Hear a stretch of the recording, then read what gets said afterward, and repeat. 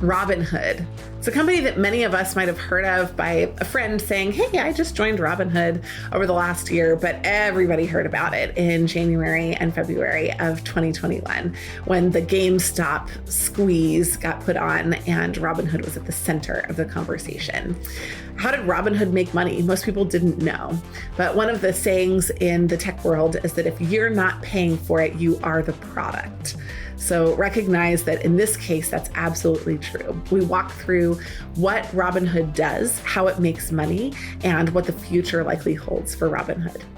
Robinhood. It's a business that's made the news a lot lately, so we thought we'd do a specific Strategy Simplified episode on this so that we can talk about who Robinhood is as a company, how they make money, and what type of business it is. Let's imagine, for example, that you got a case on Robinhood in a case interview and you'd want to understand it. We'll walk you through the process of how to do that. Let me first just give an introduction into Robinhood. So first of all, the Robinhood app was launched in 2015 to a large wait list. Why? Its biggest innovation was that it offered fee-free trading. And it's a discount brokerage. The commission-free trading goes through its website and mobile apps for multiple different types of securities, including stocks, ETFs, options, ADRs, and crypto. Crypto wasn't added in 2015. It was added in 2018. Robinhood has roughly 20 million users. And we are recording this episode just before they are planning to IPO. And so we don't have access to all of their public information that they will file. The numbers could be different when we discover those. Now, how does Robinhood make money? This wasn't widely known, but is more widely known after some of the scandals that happened, or I would just say news stories, maybe not scandals, related to Robinhood in January of 2021. Specifically, Robinhood makes about 50% of its revenue through the payment for order flow process. And this is what became widely disclosed in 2021.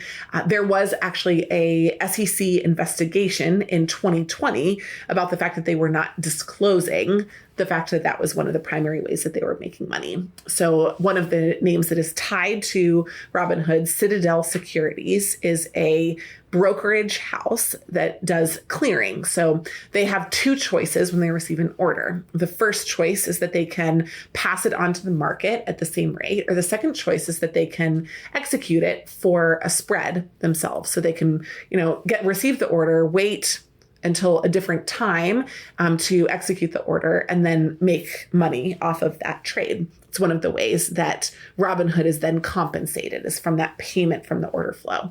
So Robinhood itself doesn't execute the trades. They send the trades through to other organizations such as Citadel Securities. And that 50% of revenue is compensating for the fact that there is no fee to do the transaction. So usually the fee compensates the broker for the time of doing the execution or the process of doing the execution. Without that fee, the broker is making money on the backside and then compensating Robinhood back for that.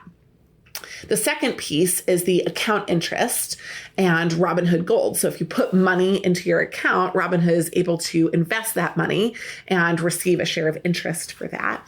The Robinhood Gold is an optional membership that is $5 a month at the time of this process that we're talking about here. And it involves extra benefits. It allows some users to trade in different ways, to make larger deposits, and to access professional reports from Morningstar. Robinhood is really targeted at the retail broker. When people say retail brokers, what they mean are people that are doing it for themselves or for a very small number of people, not massive brokers that are doing massive amount of volumes. It's the lay person. It's your uncle and your brother. It's your sister. It's people that are kind of buying a single stock or a couple of stocks and playing around with it a bit. However, with 20 million users, that's a lot of volume. Now, just going back to the process, right? Payments from order flow is how the Robinhood revenue is generated primarily. And then these extra benefits are the secondary way. What is Robinhood looking for when it's developing the growth of its business? They're looking for volume. Robinhood really doesn't control the price significantly of its services. If they take Robinhood Gold up, they could take it from $5 to $6 or from $6 to $10 a month, and that would make a difference, but they'd see some attrition from that, and it still probably wouldn't generate all of the revenues that they're thinking about. They're looking for volume of users and volume of transactions on their websites. One of the things that we know from observing multiple businesses is that if they don't have a lot of control over their pricing, if they don't have a significant negotiating power on the cost side of their business, if they could pay less variable cost for marketing, for example, which in this case is going to be one of the primary costs for Robinhood, then that business is largely a, drumroll, fixed or variable cost business. Take a second to think about it. It's a fixed cost business. Volume-oriented businesses that have very little control over pricing or variable cost are usually volume-oriented businesses, fixed cost businesses. And so I expect that when we see the IPO filings for Robinhood, we'll find exactly that. This is a platform. Their primary focus is on legal, on developing the platform, and on marketing. Marketing would be for them largely because of the digital nature of their work, a variable cost.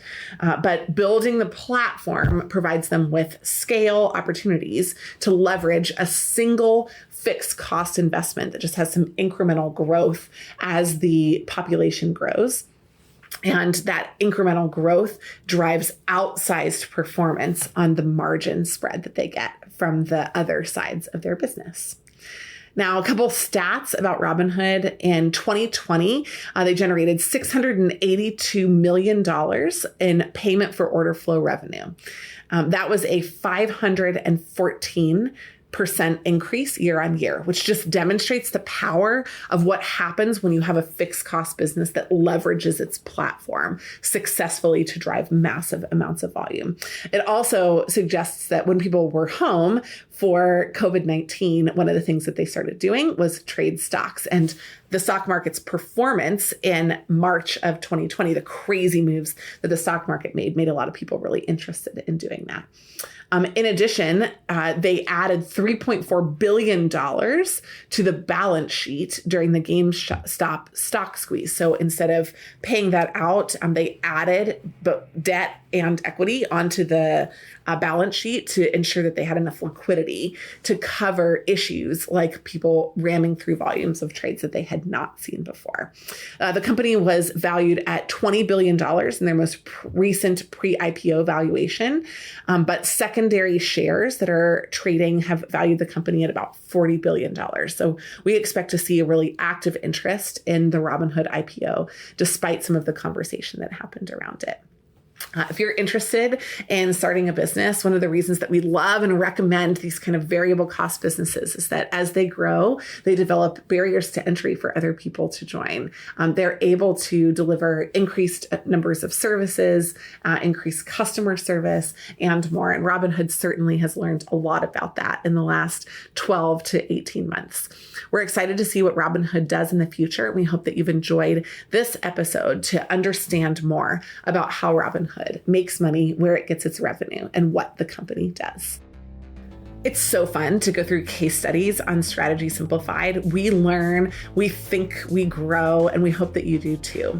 If you have an idea for a company that you think would be an interesting focus for a future Strategy Simplified, please connect with us. In addition, if you loved this episode, please review it and make sure that you share it with your friends. We're excited to have you join us for future episodes of Strategy Simplified. Thanks so much for tuning in.